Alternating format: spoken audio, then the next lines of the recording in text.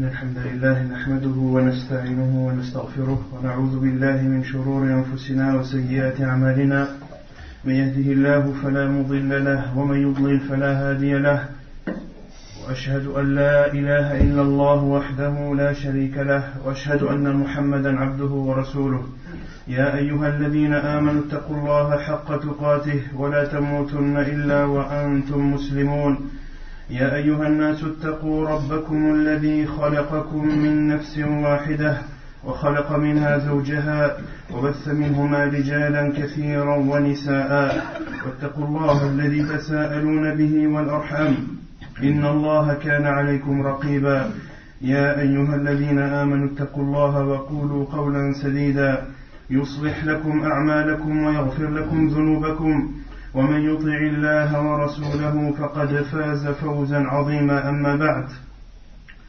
فإن أصدق الحديث كتاب الله تعالى وخير الهدي هدي محمد صلى الله عليه وسلم وشر الأمور محدثاتها وكل محدثة بدعة وكل بدعة ضلالة وكل ضلالة في النار أما بعد فنواصل بإذن الله تبارك وتعالى دراستنا لكتاب شرح حديث جبريل في تعليم الدين للعلامة عبد المحسن العباد حفظه الله تعالى. وقد ذكرنا في الدرس الماضي وتكلمنا عن الشفاعة شفاعة النبيون والملائكة والمؤمنون في إخراج أهل الكبائر من النار، كما أننا تكلمنا عن الجنة والنار وبينا أنهما موجودتان وأنهما لا تفنيان، وذكرنا الأدلة الدالة على ذلك، كما أننا تكلمنا عن الإيمان برؤية المؤمنين ربهم في الدار الآخرة. Donc nous continuons Inch'Allah Ta'ala notre explication du hadith de Jibril alayhi salam, explication faite par le Cheikh Abdul Muhsin Al-Abbad, qu'Allah le préserve. Nous avions parlé la semaine dernière de l'intercession que feront les prophètes, que fera également les anges, que feront les anges et les croyants, l'intercession auprès d'Allah subhanahu wa ta'ala afin qu'ils sortent de l'enfer, ceux qui ont commis les grands péchés. Et les hadiths relatant cette intercession sont mutawatir, comme nous l'avons vu la semaine dernière. De même que nous avions parlé de la croyance au paradis et à l'enfer, et que le paradis et l'enfer sont à l'heure actuelle existants. Nous avions apporté les preuves qui démontrent que c'est la vérité. Nous avions ici répondu à la secte appelée Al-Mu'tazila, qui prétend que le paradis et l'enfer n'existent pas à l'heure actuelle, car leur existence serait inutile. Et le Cheikh Abdul Muhsin Al-Abbad, qu'Allah le préserve, leur a répondu en citant 3 arguments. Qui peut me les citer? Les 3 arguments que Cheikh Abdul Muhsin Al-Abbad a cités ou a dit pour répondre à cette secte Al-Mu'tazila qui prétend que le paradis et l'enfer n'existent pas, ou plutôt que leur existence serait inutile s'ils existaient, comme ils disent. Qui peut me citer les 3 arguments cités par Cheikh? Bachir, تفضل. Pour pousser l'être humain vers du bien, pour s'écarter du mal. Aïwa, ahsant. Parmi les réponses que Cheikh a données, c'est que l'existence du paradis et de l'enfer est un bien, car le fait de connaître le paradis et la description que nous en a fait le prophète sallallahu alayhi wa sallam, cela pousse le croyant à accroître les actes d'adoration. De même que de savoir que l'enfer existe et de connaître ce que le prophète sallallahu alayhi wa sallam nous a donné comme description des châtiments de l'enfer, cela pousse le croyant à s'éloigner des péchés qui encourent la colère d'Allah subhanahu wa ta'ala. Donc ça c'est un des 3 arguments que Cheikh a cités. Qui peut me citer les 2 autres?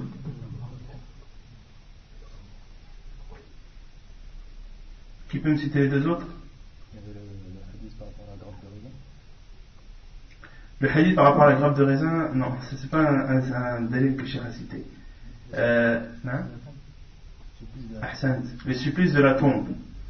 Le Cheikh a dit aussi, parmi les arguments qu'il a cités, c'est que le paradis et l'enfer, eh bien, les bienfaits du paradis seront ressentis avant le jour du jugement. Et le Cheikh a cité également le hadith de la tombe, qui décrit les supplices et les délices de la tombe, et que celui qui aura répondu aux questions des anges, Allah subhanahu wa ta'ala fera de sa tombe un jardin parmi les jardins du paradis. Et l'odeur du paradis lui parviendra. Et il sera heureux de recevoir cette odeur. Donc c'est une preuve que le paradis et l'enfer servent à quelque chose, entre autres. Et que les bienfaits du paradis seront ressentis dans le monde du barzakh, le monde intermédiaire qui est le monde de la tombe. De même pour l'enfer, celui qui n'aura pas répondu aux 3 questions que les anges leur poseront, le prophète sallallahu alayhi wa sallam a dit que leur tombe sera un trou parmi les trous de l'enfer. Et la chaleur de l'enfer parviendra à cette personne qui n'aura pas su répondre aux questions des anges. Donc 2 arguments que le Cheikh a cités, et le troisième argument que le Cheikh a cité également, ce sont tous les versets et tous les hadiths du prophète sallallahu alayhi wa sallam qui nous citent le paradis et l'enfer. Ces versets et ces hadiths nous citent le paradis et l'enfer. C'est donc une preuve que le paradis et l'enfer existent. Et cet argument à lui-même ou à lui seul suffit amplement. De même que Cheikh a répondu, on a cité que le paradis et l'enfer sont éternels. Ils ne s'épuiseront jamais. Et la preuve qu'il a cité sont les hadiths et les versets qu'Allah subhanahu wa ta'ala a cités dans le Coran lorsqu'il dit que ceux qui seront au paradis, ils resteront éternellement. De même que ceux qui n'auront pas cru en Allah subhanahu wa ta'ala, qui ne se sont pas soumis à l'islam, qui ne se sont pas convertis à l'islam, resteront ou connaîtront l'enfer éternellement. Et nous avions aussi parlé de la vision qu'auront les croyants, la vision qu'ils auront d'Allah subhanahu wa ta'ala, du visage d'Allah subhanahu wa ta'ala. Et on avait cité que c'était le plus grand des bienfaits qui sera donné aux croyants au paradis. Et nous avions répondu, le cheikh avait répondu à ceux qui ne croient pas en cette vision, et a répondu à leur argument. Par exemple, comment le cheikh a répondu à ceux qui utilisent le verset où Allah subhanahu wa ta'ala a dit à Moussa, tu ne me verras pas. Comment le cheikh leur a répondu? Qui peut me répondre? Lorsque le verset où Moussa alayhi salam demande à Allah de se montrer à lui, et Allah subhanahu wa ta'ala lui a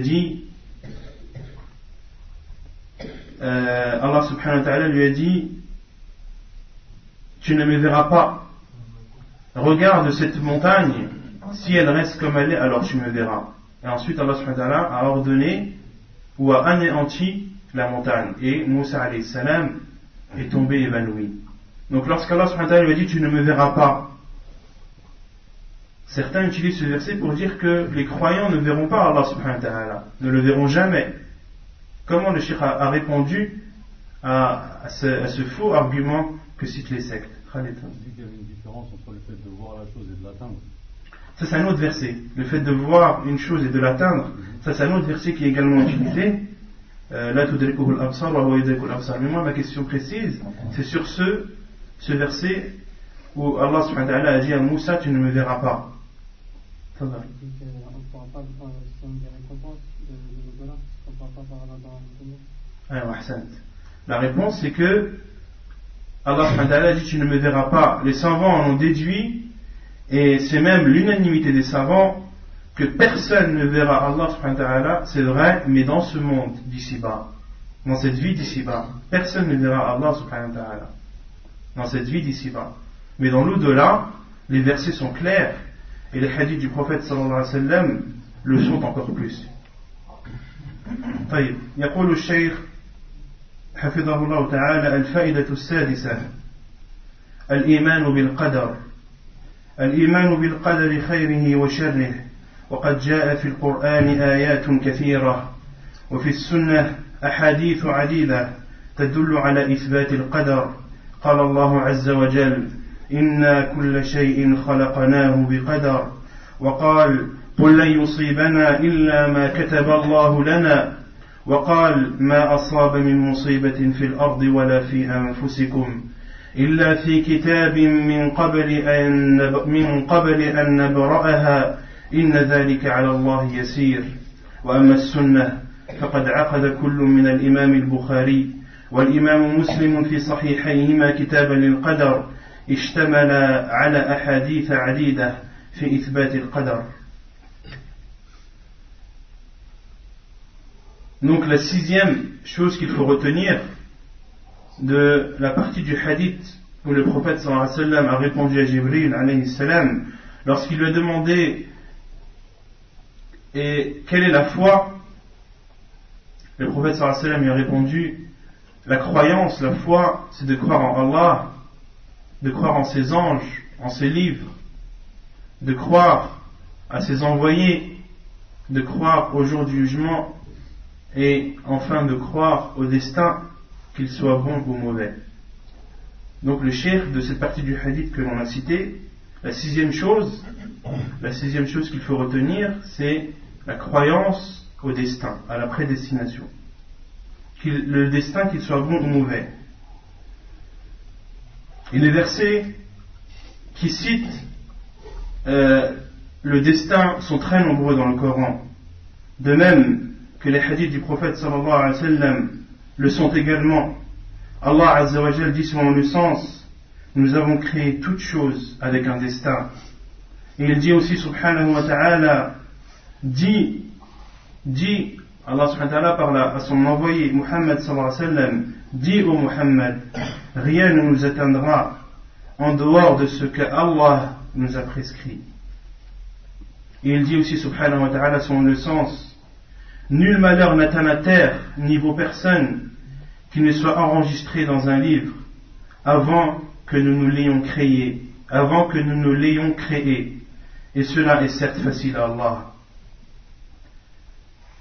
Et quant à la sunna, l'imam al-Bukhari et l'imam Muslim dans leurs deux sahih ont tous les deux fait un livre appelé le livre du destin. Al-Bukhari et Muslim qui ont rapporté les hadiths du prophète sallallahu alayhi wa sallam, un grand nombre des hadiths du prophète sallallahu alayhi wa sallam, dans leurs livres ont fait leur livre en chapitres, en plusieurs chapitres et des sous-chapitres. Et ils n'ont cité que les hadiths du prophète sallallahu alayhi wa sallam qui leur est parvenu. Al-Bukhari et Muslim ont cité les hadiths qui leur est parvenu du prophète sallallahu alayhi wa sallam, les ont rassemblés et les ont triés en séparant les hadiths du prophète sallallahu alayhi wa sallam par chapitre et par sous-chapitre. Et les savants ont déduit la science de l'imam al-Bukhari et de l'imam Muslim, qu'Allah leur fasse miséricorde, seulement par leur simple fait d'avoir trié les hadiths du prophète sallallahu alayhi wa sallam et d'avoir nommé ces chapitres. Le simple fait d'avoir nommé ces chapitres et les sous-chapitres, c'est une preuve de la grande science qu'avaient ces deux hommes, qu'Allah leur fasse miséricorde. Et les hadiths rapportés par Al-Bukhari et Muslim sont authentiques. Les savants disent même que les hadiths rapportés par Al-Bukhari et Muslim à la fois, les hadiths dont les deux sont d'accord sur l'authenticité, font partie des hadiths les plus authentiques. Et Al-Bukhari, parmi les conditions qu'il avait pour accepter un hadith, il fallait que chaque rapporteur ait rencontré l'autre. Il lui fallait une preuve que chaque rapporteur ait rencontré celui qui a rapporté le hadith. Et parmi les conditions aussi d'Al-Bukhari, rahimahullah, afin de mettre un hadith dans son sahih, il ne mettait pas un hadith dans son sahih sans avoir fait la prière de la consultation, sans avoir consulté Allah subhanahu wa ta'ala, à savoir s'il met ce hadith dans son sahih ou non. Quand un musulman, rahimahullah, il avait des conditions également, mais qui étaient moins strictes que celles d'Al-Bukhari, rahimahullah. Muslim, parmi ces conditions, il lui suffisait que les rapporteurs soient contemporains. Il lui suffisait d'avoir la preuve que les rapporteurs qui ont rapporté le hadith du prophète sallam aient vécu à la même époque. Et Al-Bukhari était le maître et l'enseignant de Muslim. Qu'Allah leur fasse miséricorde. Et les savants, à notre époque et depuis toujours, donnent une immense importance à ces deux livres, Al-Bukhari et Muslim, Sahih Al-Bukhari wa Muslim. Al-Sheikh Muqbil, rahimahullah, qu'Allah lui fasse miséricorde, ce grand savant qui nous a quittés, le grand savant du Yémen, disait que lorsqu'il lit Al-Bukhari et Muslim, il oublie tous les soucis qu'il a sur cette terre. Pour lui, il trouve un délice à lire et à étudier ces deux livres, un délice tellement immense qu'il oublie tous les soucis de cette terre. Et Allah est témoin que Cheikh Muqbil rahimahullah en avait des soucis. Et les savants, à notre époque et depuis toujours, protègent Al-Bukhari, Sahih Al-Bukhari et Sahih Muslim. Ils protègent ces deux livres et répondent à tous ceux qui osent mettre en doute l'authenticité des hadiths qui y sont contenus.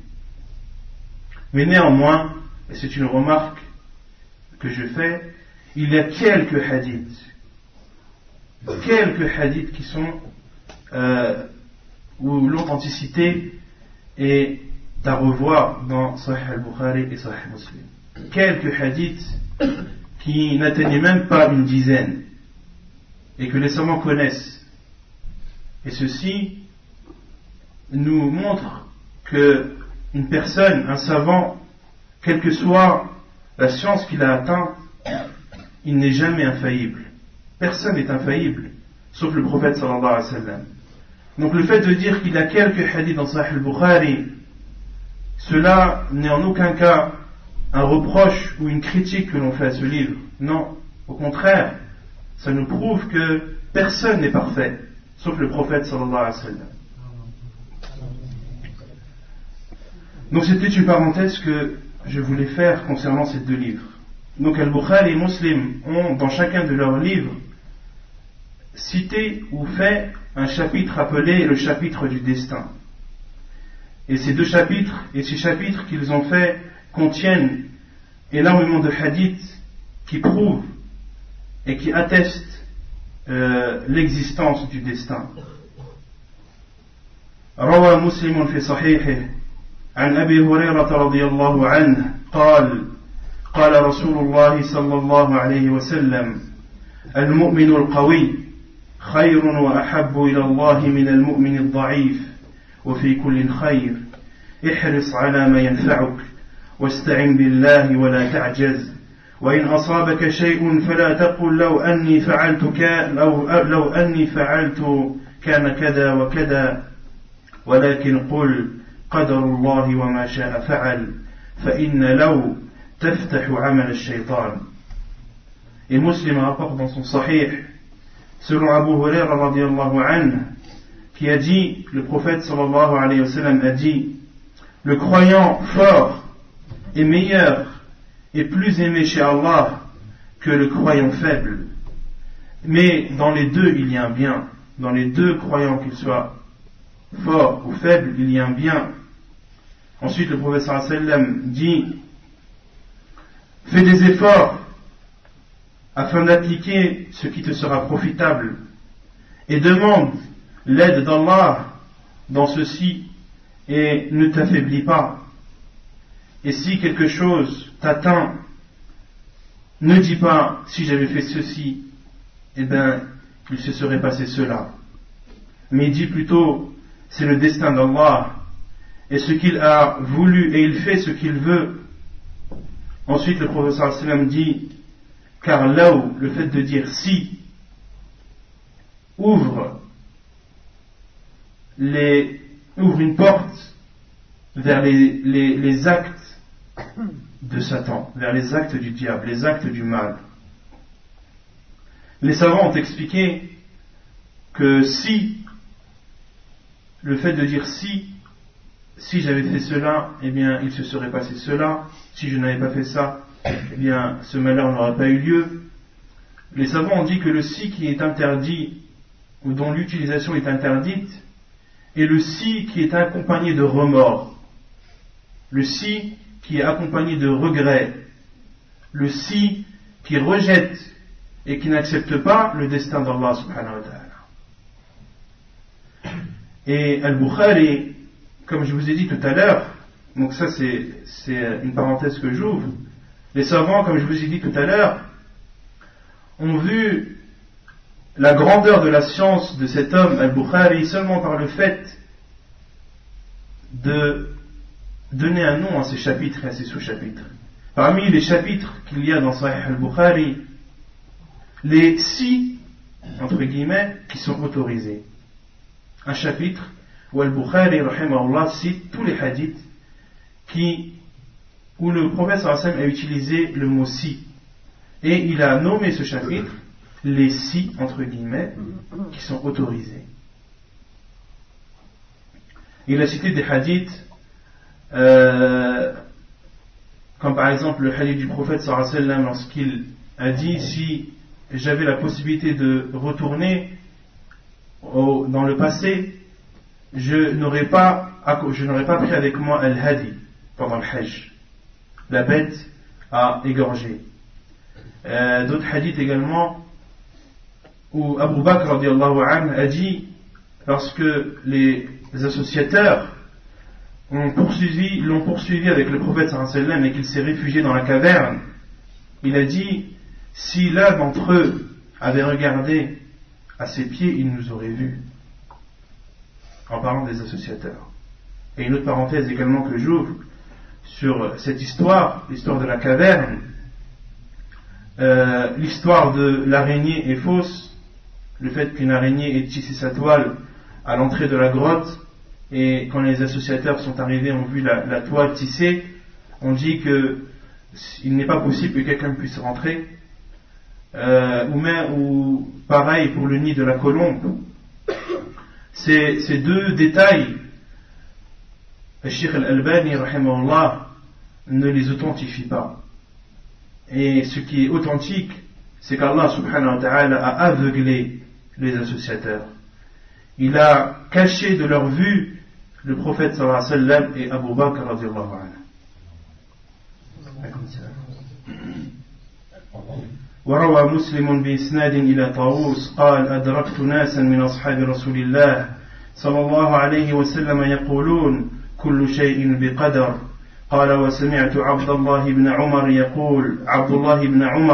يقول قال رسول الله صلى الله عليه وسلم كل شيء بقدر حتى العجز والكيس أو الكيس والعجز.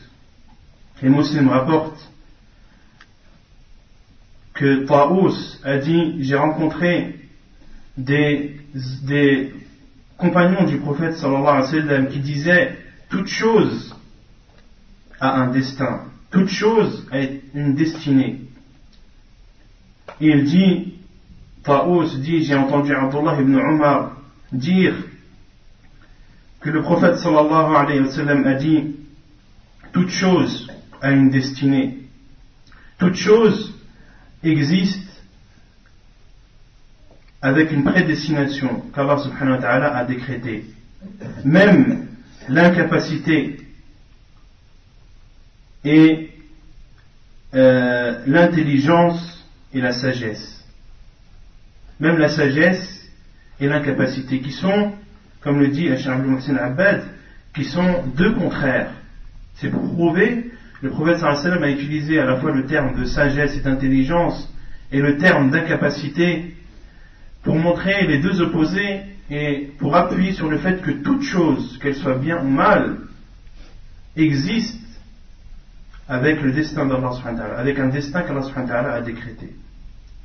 والعجز والكيس ضدان فالنشاط النشيط وكسل الكسول وعجزه كل ذلك بقدر.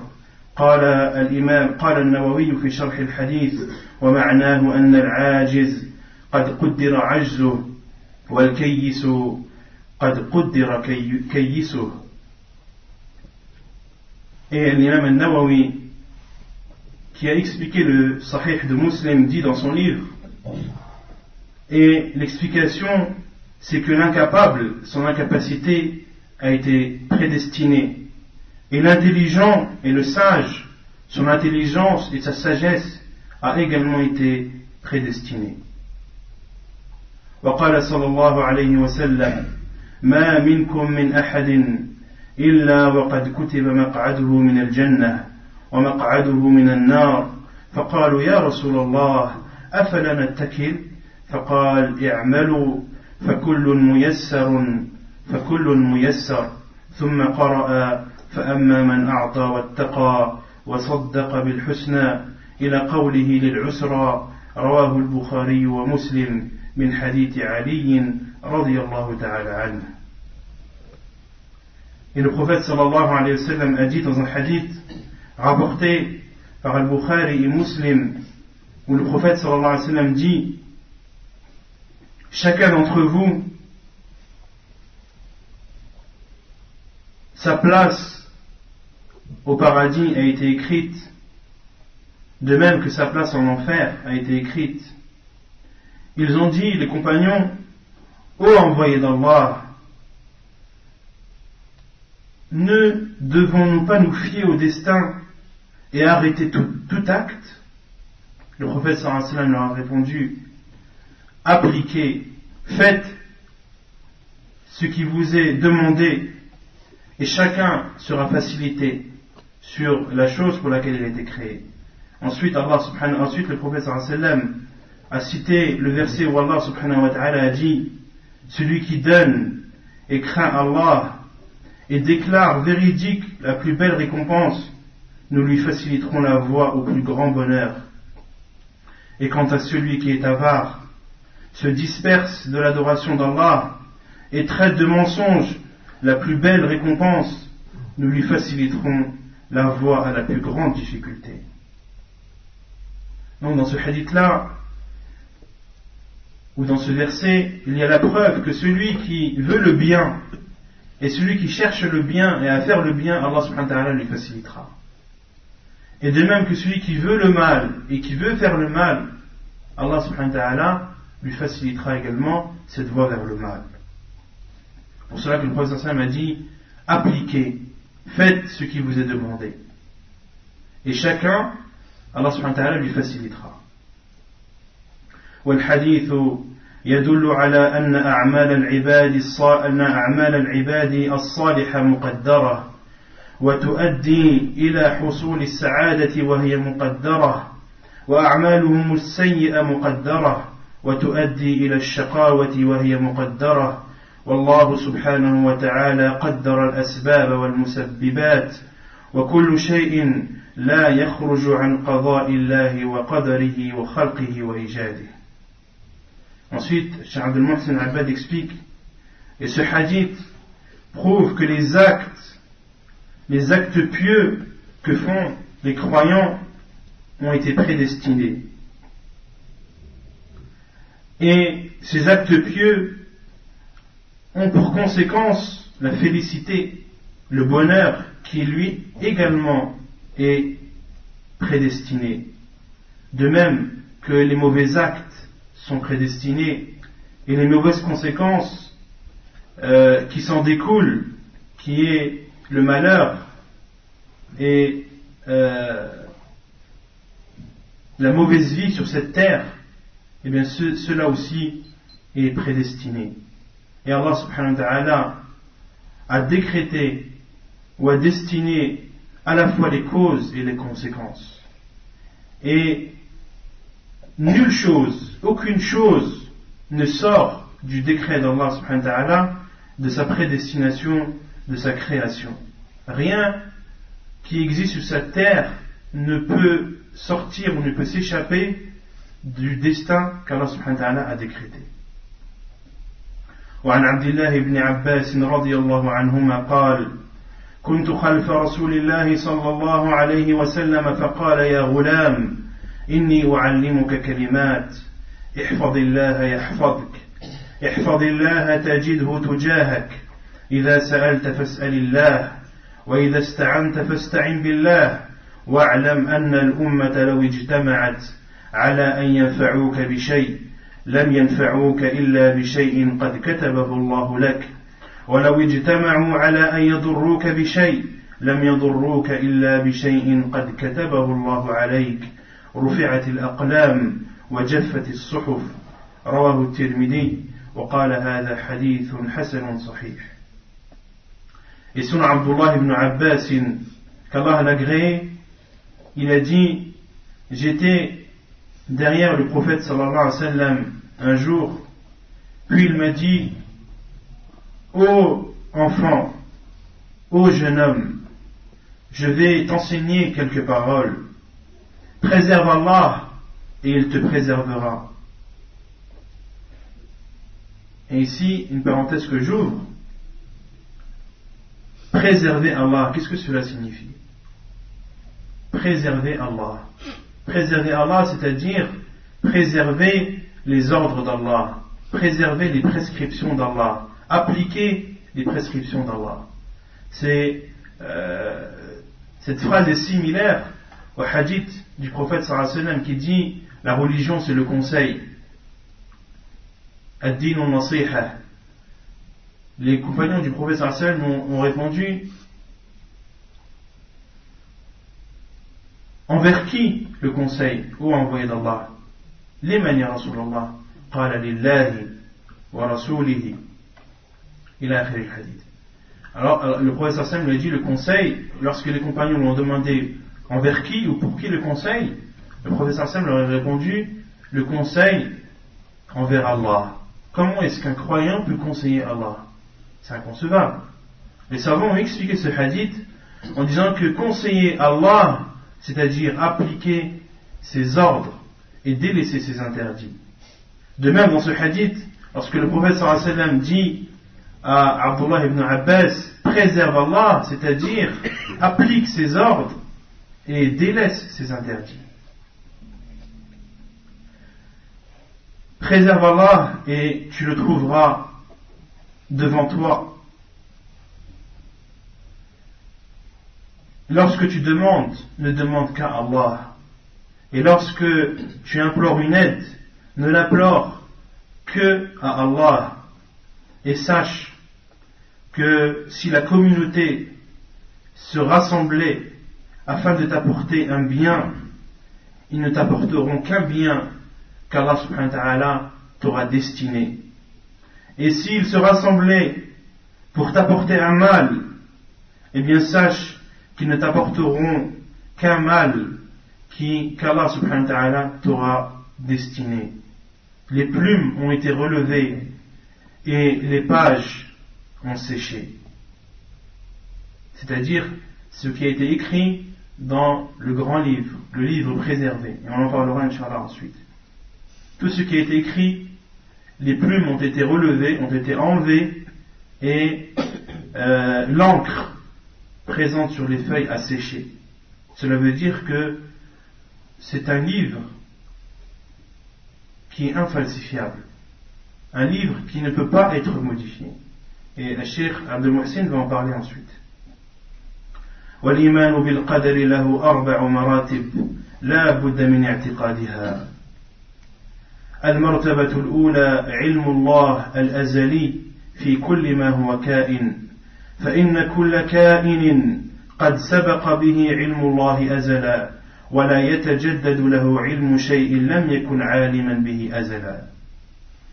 Et la croyance au destin, à la prédestination, c'est de croire à 4 choses, de savoir 4 choses et d'y croire. Donc quand on vous pose la question, qu'est-ce que la croyance au destin, il faut répondre ces 4 choses que Cheikh Abdul Muhsin, qu'Allah le préserve, va citer. La première chose, c'est la science d'Allah subhanahu wa ta'ala depuis toujours. Il connaît tout ce qui est existant est connu d'Allah subhanahu wa ta'ala depuis toujours. Il n'y a pas un moment où Allah subhanahu wa ta'ala n'a pas su. Depuis toujours il le sait. Car Allah subhanahu wa ta'ala n'a pas de début, comme on l'a vu précédemment. Il n'a pas de début et il n'a pas de fin. Donc il a toujours su et il saura toujours. Contrairement à nous les êtres humains, comme Allah subhanahu wa ta'ala a dit dans le Coran selon le sens, Wallahu akhrajakum min butuni ummahatikum la ta'lamuna shay'a. Allah vous a fait sortir du ventre de vos mères et vous ne connaissiez rien. Contrairement à nous, il y a un jour où, si on connaît quelque chose, eh bien il est obligatoirement un jour J où on a appris cette chose. Allah subhanahu wa ta'ala n'a pas de début, n'a pas de fin. Sa science également n'a pas de début et n'a pas de fin. Tout ce qui a existé sur cette terre, tout ce qui existe et tout ce qui existera, Allah subhanahu wa ta'ala l'a toujours su. Donc ça c'est la première chose qu'il faut savoir et croire, en laquelle il faut croire. La deuxième chose, الثانية كتابة كل ما هو كائن في اللوح المحفوظ قبل خلق السماوات والأرض ب50,000 سنة لقوله صلى الله عليه وسلم كتب الله مقادير الخلائق قبل أن يخلق الله السماوات والأرض ب50,000 سنة قال وعرشه على الماء رواه مسلم من حديث عبد الله بن عمرو رضي الله عنهما. La deuxième chose à laquelle il faut croire et qu'il faut attester, c'est l'écriture. De croire que tout ce qui est existant, tout ce qui a existé, tout ce qui existe et tout ce qui existera a été écrit dans Al-Lawh al-Mahfoud, dans des, si on traduit littéralement, ça donnerait des planches préservées. Des planches préservées. Donc tout ce qui a existé, tout ce qui existe et tout ce qui existera a été écrit dans un livre préservé, et ceci avant la création des cieux et de la terre, avant qu'Allah subhanahu wa ta'ala ait créé les cieux et la terre de 50,000 ans. 50,000 ans avant qu'Allah subhanahu wa ta'ala ait créé les cieux et la terre, toutes les choses, tout ce qui aura lieu sur la terre a été écrit. Avant qu'Allah subhanahu wa ta'ala ne crée les cieux et la terre de 50,000 ans. La preuve est le hadith du prophète sallallahu alayhi wa sallam qui dit Allah subhanahu wa ta'ala a écrit la destinée de chaque créature avant qu'Allah subhanahu wa ta'ala ait créé les cieux et la terre de 50,000 ans. Ensuite le prophète sallallahu alayhi wa sallam dit وَعَرْشُهُ عَلَى الْمَاءِ, et le trône d'Allah était sur l'eau. Hadith rapporté par Muslim selon Abdullah ibn Amr, qu'Allah l'agrée. Donc la première chose c'est la science d'Allah subhanahu wa ta'ala, qu'Allah subhanahu wa ta'ala a toujours su. La deuxième chose, l'écriture. Tout ce qui existe, tout ce qui a existé, existe et existera a été écrit. والثالثة مشيئة الله وإرادته فإن كل ما هو كائن إنما حصل بمشيئة الله ولا يقع في ملك الله إلا ما أراده الله فما شاء الله كان وما لم يشأ لم يكن قال الله عز وجل إنما أمره إذا أراد شيئا أن يقول له كن فيكون وقال وما تشاءون إلا أن يشاء الله رب العالمين. La troisième chose qui est la volonté d'Allah subhanahu wa ta'ala, tout ce qui existe sur cette terre, tout ce qui a existé, existe et existera, et bien tout cela a existé par la volonté d'Allah subhanahu wa ta'ala. Et rien dans ce monde, rien que ce soit dans les cieux ou dans la terre, n'a lieu sans qu'Allah subhanahu wa ta'ala ne l'ait voulu. Tout ce qu'il veut est, et tout ce qu'il ne veut pas n'est pas. Allah subhanahu wa ta'ala dit selon le sens, son commandement, lorsqu'il désire quelque chose, c'est de dire soit, et il est, ou et elle est, la chose. Il dit aussi subhanahu wa ta'ala selon le sens, vous ne pouvez vouloir que si Allah veut, lui, le Seigneur de l'univers. والرابعة إيجاد كل ما هو كائن وخلقه بمشيئة الله وفقا لما علمه أزلا وكتبه في اللوح المحفوظ فإن كل ما هو كائن من ذوات وأفعال هو بخلق الله وإيجاده كما قال الله عز وجل الله خالق كل شيء وقال والله خلقكم وما تعملون. Et la quatrième chose qui est la création. La quatrième chose qui est la création, tout ce qui existe, toutes les créatures présentes, elles ont été créées par Allah subhanahu wa ta'ala, conformément à ce qu'il a toujours su et à ce qui a été écrit dans le livre préservé. Tout ce qui existe, quelle que soit la nature de cette chose, c'est une créature d'Allah subhanahu wa ta'ala. Elle a été créée par Allah subhanahu wa ta'ala. Il dit selon le sens, Allah subhanahu wa ta'ala dit selon le sens, Allah a créé toutes choses. Et il dit aussi, Allah vous a créé ainsi que ce que vous œuvrez. Les personnes ont été créées, de même que les actes qu'ils accomplissent, qu'ils soient bons ou mauvais, ont été créés également par Allah subhanahu wa ta'ala. Donc ce sont les quatre choses, les quatre étapes qu'il faut connaître pour faire partie de ceux qui ont cru au destin. Pour faire partie de ceux qui ont cru au destin. Donc la science d'Allah subhanahu wa ta'ala depuis toujours, l'écriture dans le livre préservé, la volonté d'Allah subhanahu wa ta'ala, tout ce que Allah veut est et tout ce qu'il ne veut pas n'est pas. Et la quatrième, Allah subhanahu wa ta'ala a créé toutes choses. والإيمان بالقدر هو من الغيب الذي لا يعلمه إلا الله ويمكن أن يعلم الخلق ما هو مقدر بأحد أمرين. Et la croyance au destin fait partie de l'invisible. Il y a des choses en rapport avec le destin qui nous sont, qu'on ne peut pas atteindre, qu'on ne peut pas connaître. C'est pour cela que certains savants disent que le destin, c'est le secret d'Allah. Le destin, c'est le secret d'Allah. Donc si des personnes parmi nous n'ont pas compris des choses ou des choses sont ambiguës concernant le destin, eh bien il faut savoir que c'est le secret d'Allah subhanahu wa ta'ala. Et un musulman, une chose dont il est sûr, c'est qu'Allah subhanahu wa ta'ala n'offense personne. Est-ce qu'un musulman peut penser qu'Allah subhanahu wa ta'ala peut l'offenser? Non. Allah subhanahu wa ta'ala c'est le plus juste des justes. Donc si le diable vient avec des insufflations et vient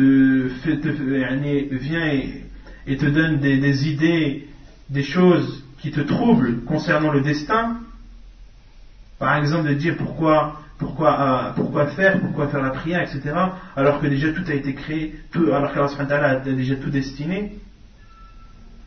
Beaucoup se posent cette question-là. Et très peu, malheureusement, n'ont la réponse à cette question.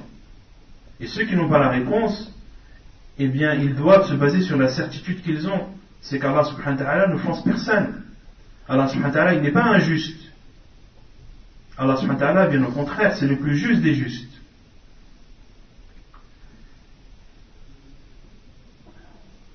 والإيمان بالقدر هو من الغيب الذي لا يعلمه إلا الله ويمكن أن يعلم الخلق ما هو مقدر بأحد أمرين.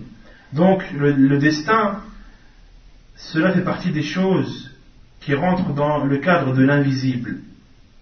Ce qui se passe plus tard, ce qu'Allah subhanahu wa ta'ala a décrété dans le futur, personne ne peut le savoir, sauf Allah subhanahu wa ta'ala. قُلْ لَا يَعْلَمُ الْغَيْبَ إِلَّا اللَّهُ. Dit, personne ne connaît l'invisible, sauf Allah.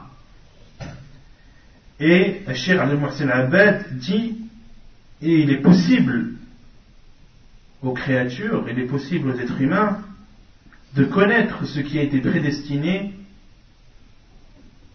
et ceci par deux choses. Il y a deux choses qui permettent à l'être humain de connaître une chose destinée par Allah subhanahu wa ta'ala. Et il y en a deux et pas trois.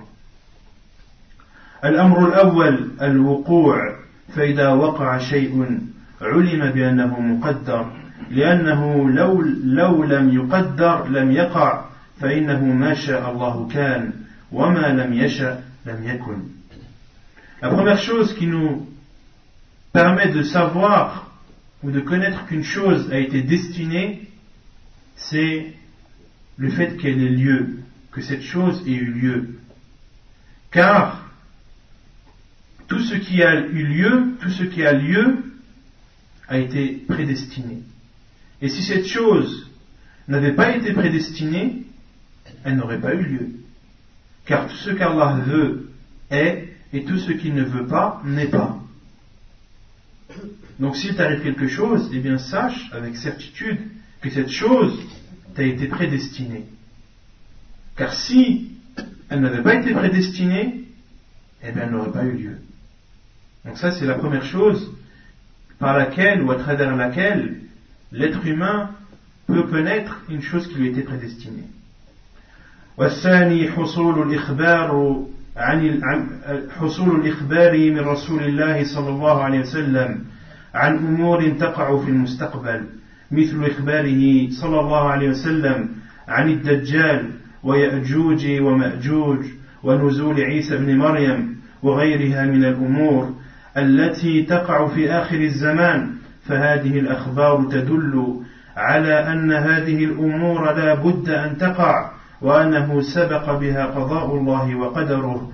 ومثل إخباره صلى الله عليه وسلم عن أمور تقع قرب زمانه عليه السلام، ومن ذلك ما جاء في حديث أبي بكرة رضي الله عنه قال: سمعت النبي صلى الله عليه وسلم على المنبر والحسن إلى جنبه ينظر إلى الناس مرة وإليه مرة ويقول: ابني هذا سيد، ولعل الله أن يصلح به بين فئتين من المسلمين. وقد وقع ما أخبر به الرسول الكريم صلى الله عليه وسلم في عام 41 من الهجرة، حيث اجتمعت كلمة المسلمين وسمي عام الجماعة. والصحابة رضي الله عنهم وارضاهم فهموا من هذا الحديث أن الحسن رضي الله عنه لن يموت صغيرا، وأنه سيعيش حتى يحصل ما أخبر به الرسول صلى الله عليه وسلم من الصلح، وهو شيء مقدر علم الصحابة به قبل وقوعه. Et la deuxième chose par laquelle l'on connaît qu'un acte ou quelque chose qui a lieu a été prédestiné, ce sont les choses dont lesquelles le prophète sallallahu alayhi wa sallam nous a informés. Les choses futures dont lesquelles le prophète sallallahu alayhi wa sallam nous a informés, comme par exemple les informations que le prophète sallallahu alayhi wa sallam nous a fournies concernant Ad-Dajjal, l'antéchrist, l'imposteur, qui vers la fin des temps éprouvera les gens présents sur terre, de même que Ya'juj et Ma'juj, que beaucoup de vous connaissent sous le nom de Gog et Magog, de même que la descente de Isa alayhi salam dans la fin des temps. Isa alayhi salam descendra. Une parenthèse pour ceux qui ne le sauraient pas, Allahu a'lam, mieux vaut le dire que pas. Isa alayhi salam, Jésus n'a pas été tué. Isa alayhi salam est vivant. Allah subhanahu wa ta'ala l'a élevé auprès de lui. Et Allah subhanahu wa ta'ala le fera redescendre vers la fin des temps afin de tuer l'antéchrist, de tuer l'imposteur. Isa alayhi salam descendra sur terre et appliquera et suivra la religion de Muhammad sallallahu alayhi wa sallam, suivra l'islam. Il cassera les croix, tuera les porcs. Ceci sont des choses dont le prophète sallallahu alayhi wa sallam nous a informés. Le prophète sallallahu alayhi wa sallam, qui quand il parle, sa parole est une révélation. Allah subhanahu wa ta'ala lui révèle. Et le prophète sallallahu alayhi wa sallam, quand il parle, il est véridique. Tout ce que le prophète sallallahu alayhi wa sallam nous dit est vrai. Donc chaque musulman se doit de croire que Isa alayhi salam n'a pas été crucifié. Isa alayhi salam, comme Allah subhanahu wa ta'ala a dit, celui qui a été crucifié était une personne qui ressemblait à Isa. وَمَا قَتَلُوهُ وَمَا صَلَبُوهُ وَلَكِنْ شُبِّهَ لَهُمْ. Ils ne l'ont pas tué, comme Allah subhanahu wa ta'ala dit dans le Coran, ils ne l'ont pas tué ni crucifié, mais c'était une personne qui leur a apporté une confusion. La personne qui a été crucifiée ressemblait à Isa alayhi salam et apportait confusion ceux qui l'ont tué et ont cru qu'ils avaient tué Jésus alayhi salam. Mais Allah subhanahu wa ta'ala dit وَمَا قَتَلُوهُ وَمَا صَلَبُوهُ. Allah a dit ils ne l'ont pas tué, ils ne l'ont pas crucifié. Et Allah a dit dans un autre verset بَلْ رَفَعَهُ اللَّهُ إِلَيْهِ. Allah subhanahu wa ta'ala l'a élevé auprès de lui. C'est une croyance que chaque musulman doit avoir avec certitude, sans avoir aucun doute. Donc ce sont des choses dont le prophète sallallahu alayhi wa sallam nous a informés. La venue de l'antéchrist, la descente de Isa alayhi salam, tout ce dont le prophète sallallahu alayhi wa sallam nous a informés prouve que ces choses vont effectivement avoir lieu, Et si ces choses dont on croit avec certitude qu'elles vont avoir lieu, eh bien automatiquement, ce sont des choses qui ont été prédestinées. Car si elles n'avaient pas été prédestinées, elles n'auraient pas eu lieu. De même, les choses dont le prophète sallallahu alayhi wa sallam nous a informés qui auront lieu peu après sa mort, alayhi salam, comme cela a été cité dans le hadith de Abu Bakr radiyallahu anhu. Et une parenthèse que j'ouvre, il y a deux compagnons, un qui s'appelle Abu Bakr et l'autre qui s'appelle Abu Bakrah. Il ne faut pas les confondre. Donc le hadith Abu Bakrah, qu'Allah l'a agréé, qui a dit: j'ai entendu le prophète sallallahu alayhi wa sallam alors qu'il était sur le minbar, et Al-Hassan, qui est Al-Hassan? Son petit-fils. Al-Hassan, qui est le petit-fils du prophète sallallahu alayhi wa sallam, le fils de Ali ibn Abi Talib radiyallahu anhu, et Al-Hassan, qui était aux côtés du prophète sallallahu alayhi wa sallam, et le prophète sallallahu alayhi wa sallam regardait à la fois les gens et regardait Al-Hassan qui était à ses côtés. Puis il a dit: mon fils est un sayyid. Un sayyid, c'est une personne qui a une grande importance. Et Allah subhanahu wa ta'ala fera en sorte qu'il réconciliera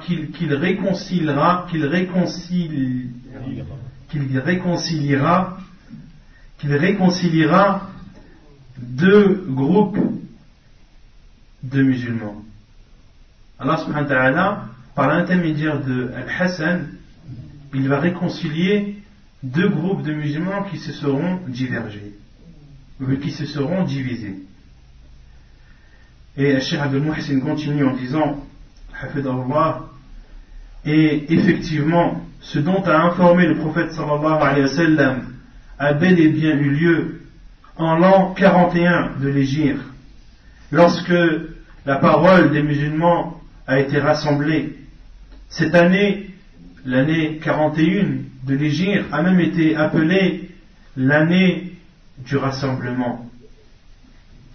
Et les compagnons radiallahu anhum avaient compris de ce hadith que le Hassan radiallahu anhu, qui était un enfant au moment où le prophète sallallahu alayhi wa sallam avait dit ces paroles, ils avaient compris, ils avaient déduit de cette parole du prophète sallallahu alayhi wa sallam que le Hassan ne mourra pas jeune, il ne mourra pas petit,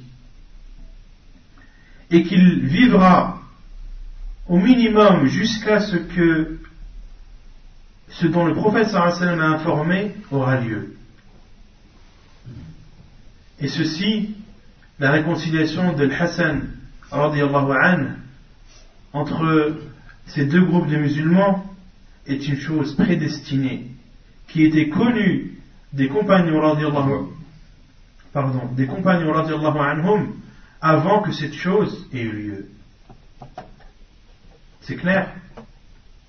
Donc les deux choses qui nous permettent de savoir qu'un acte ou qu'un fait a été destiné, la première c'est que cette chose a eu lieu, et la deuxième c'est ce dont le prophète sallallahu alayhi wa sallam nous a informés.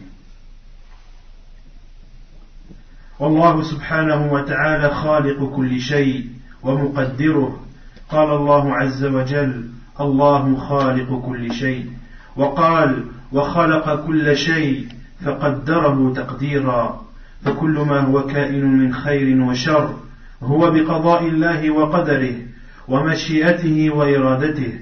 وأما ما جاء في حديث علي رضي الله عنه في دعاء النبي صلى الله عليه وسلم الطويل وفيه: والخير كله في يديك والشر ليس إليك، رواه مسلم، فلا يدل على أن الشر لا يقع بقضائه وخلقه، وإنما معناه أن الله لا يخلق شرا محضا لا يكون لحكمة ولا يترتب عليه فائدة بوجه من الوجوه. وأيضا Et Allah subhanahu wa ta'ala a créé toutes choses et a prédestiné toutes choses. Comme il le dit dans le Coran selon le sens, Allah a créé toutes choses. Il dit aussi dans un autre verset selon le sens, et Allah a créé toutes choses, il lui a donné une prédestination. Donc tout ce qui existe de bien ou de mal existe par le décret et par la prédestination d'Allah subhanahu wa ta'ala et par sa volonté.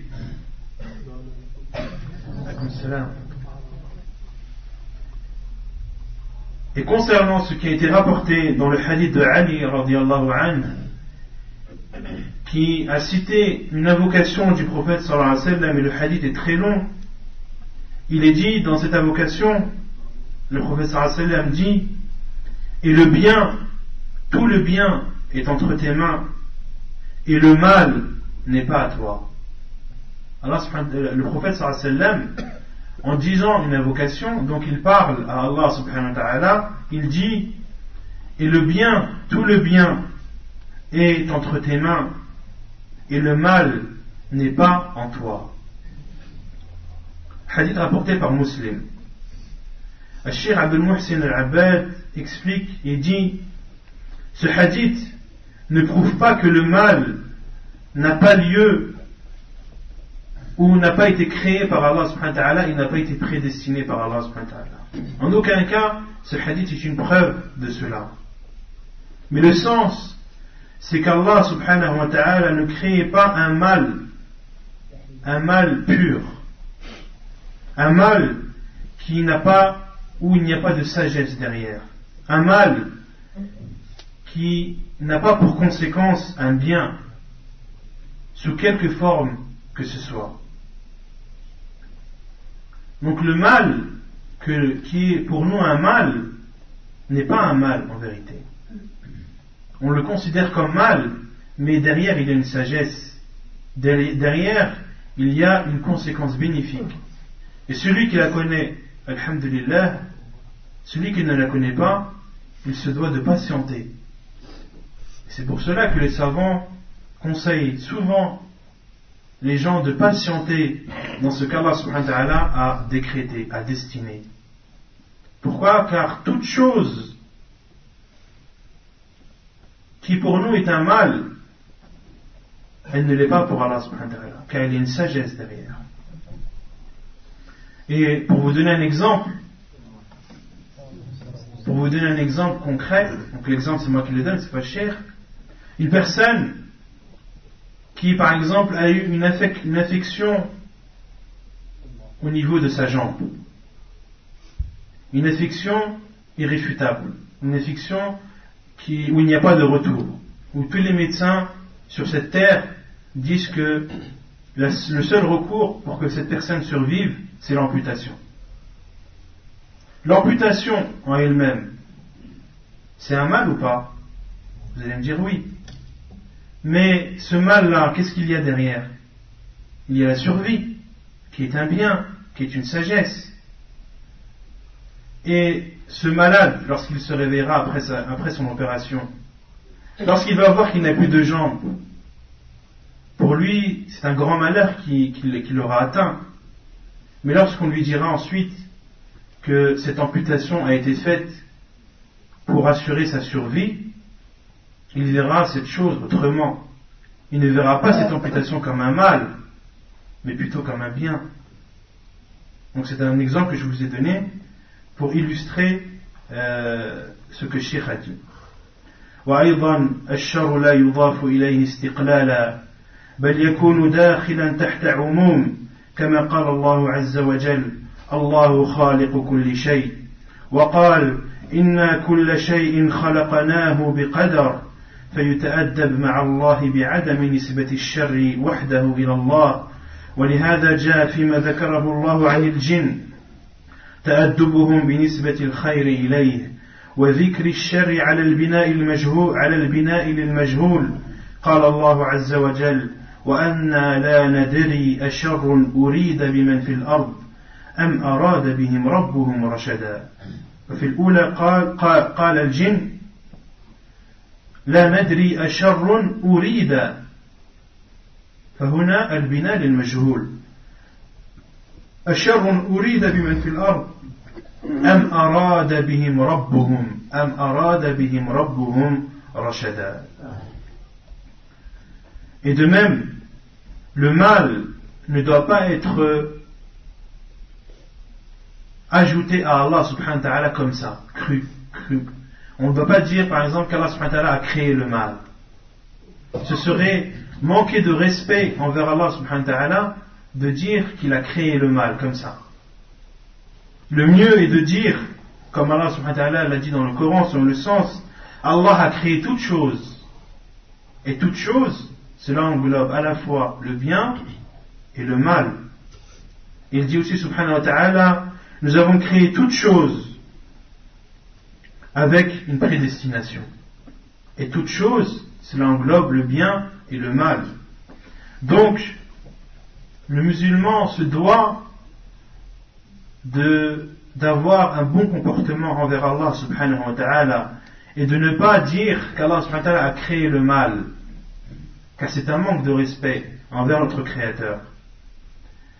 Et la preuve aussi, et c'est là où on voit la science des savants, comment ils comprennent le Coran et ce qu'ils en déduisent, la preuve que l'on se doit d'avoir un bon respect envers Allah subhanahu wa ta'ala et le verset cité dans Surat al-Jinn, lorsque les djinns ont dit nous ne savons pas si on veut du mal aux habitants de la terre ou si leur Seigneur veut les mettre sur le droit chemin.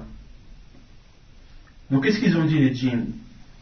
Nous ne savons pas si on veut du mal. Mais le mal, c'est qui l'a créé? C'est Allah subhanahu wa ta'ala. Allah a créé toutes choses. Mais ils ont dit si on veut du mal. Et ensuite ils ont dit si on veut du mal aux habitants de la terre ou si leur Seigneur leur veut ou veut les mettre sur le droit chemin. Et là c'est un bien. Et lorsqu'ils ont cité le bien, ils ont cité Allah. Lorsque leur Seigneur veut les mettre sur le droit chemin. Et lorsqu'ils ont cité le mal qui est atteint ou qui atteint les habitants de la terre, ils ont dit si on veut du mal. Mais en parlant de qui ils ont dit ça? En parlant d'Allah. Mais ils n'ont pas cité Allah explicitement. Et ceci par respect vis-à-vis d'Allah subhanahu wa ta'ala. Et les savants ont déduit de ce verset justement que le fait de dire qu'Allah subhanahu wa ta'ala a créé un mal ou a créé le mal, c'est un manque de respect envers Allah azza wa jalla. ونكتفي بهذا القدر وصلى الله وسلم وبارك على نبينا محمد وعلى آله وصحبه أجمعين وآخر دعوانا أن الحمد لله رب العالمين.